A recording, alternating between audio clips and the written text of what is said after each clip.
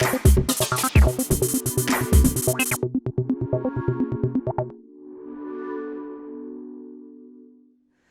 guys, welcome to another episode of Gourmet Shut-In. We're going to chat today a little bit about sourdoughs.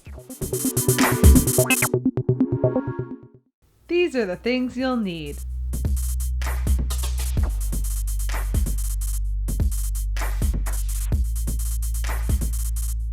I know it's been really tough finding yeast, even buying sourdough starters. So let's just make our own. It's really not that hard. We decided to make a gluten-free for me and a regular sourdough for my partner. We made this about a week ago. We've been feeding them every day, which we'll have a video attached to this as well. They are smelling beautiful and bubbly and gorgeous. Look at this thing.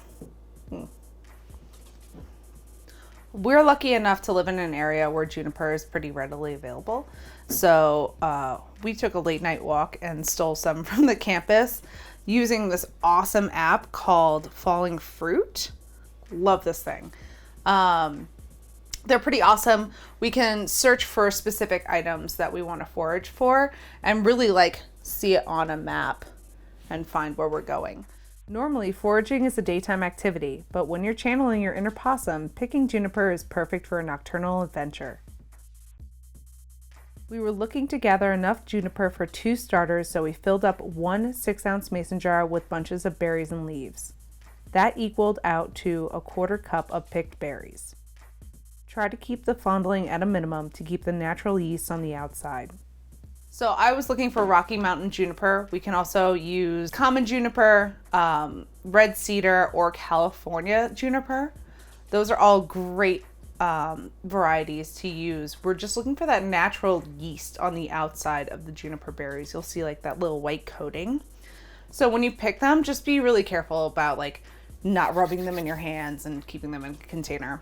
If for some reason you cannot find any juniper, that's really not a big deal.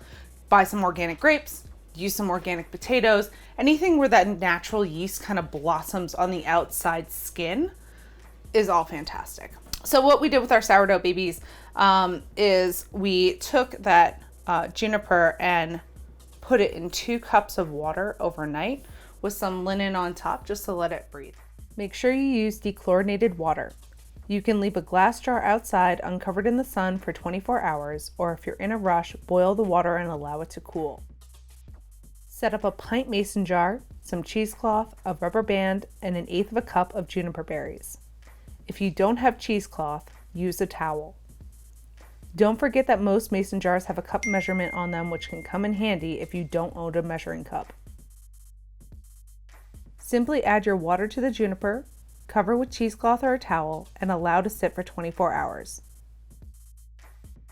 The next day, we strained out our juniper, added in our flour, and then continued to feed our babies every day for a week until we have some really fragrant, beautiful starters that we can work with.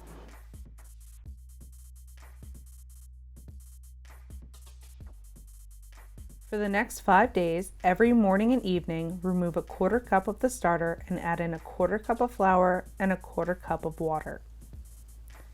At this stage, toss your discard into the compost or trash.